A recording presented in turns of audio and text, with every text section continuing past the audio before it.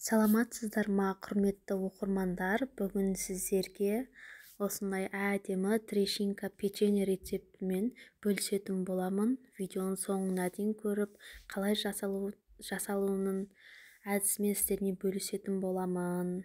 Лайк басып, сохранить етіп алыңыздар. Алдымен құрғақ ыдысымызға құрғақ заттарымызды салып, барлығыны сабалатын боламыз. Бұл жерде бізде ұн, сахарный пудра, какао и разрыхлитель сабаламыз. Сахарный пудраның орнына қант салсаңыздар да болады, бірақтан ол қазір біз қамыр илеп жатқан кезде қант жөнді ерімей қалуы мүмкін, сондықтан сахарный пудра салсаңыздар тіпті керемет болады. Енді барлығын осылай жақсылап араластырып аламыз. Лопатканың көмегімен какаосы барлығы бірдей етіп қоңыр болғанша жақсылап араластырып алуымыз керек. Енді бөлме температурасында еріп тұрған сармайымызды салып, жайлап лопаткамызбен жаңағы құрғақ затымызға араластырып аламыз. Жайлап, жаймендеп, бірдесінен қамыр болып кетпейді бұл жерде. Крошка қылып алуымыз керек қой. Енді содан кейін барып қолымызбен жақсылап істеп алсақ болады. Мен бұл жерде перчатка кимегенімге айып етпеңіздер, перчаткамен қамыр илеу өте қиын. Енді екі жұмыртқамызды шағып, ішіне салып, жақсылап қолымызбен қамыр илеуді бастаймыз. Бізде бұл жерде қолға жабысыңқырау қамыр болады. Қазір сіздерге көрсетіп өтем. Мына көріп тұрғандарыңыздай, осындай қолға жабысатын қамыр бізде дайын болды.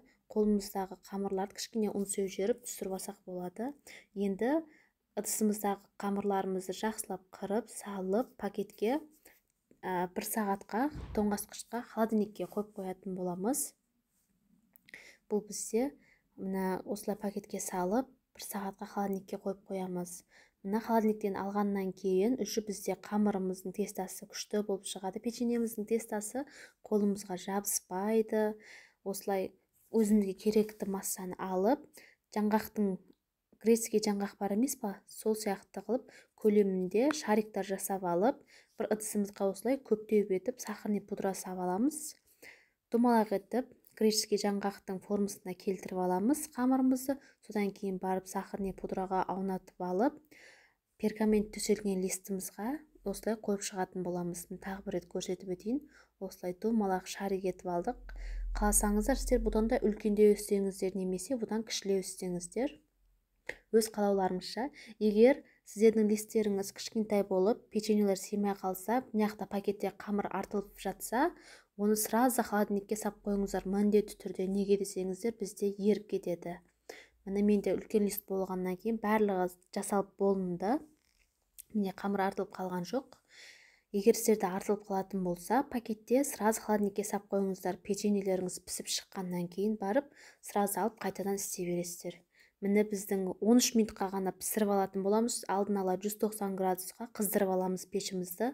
Содан кейін барып 13 минуттың өзі жетеді.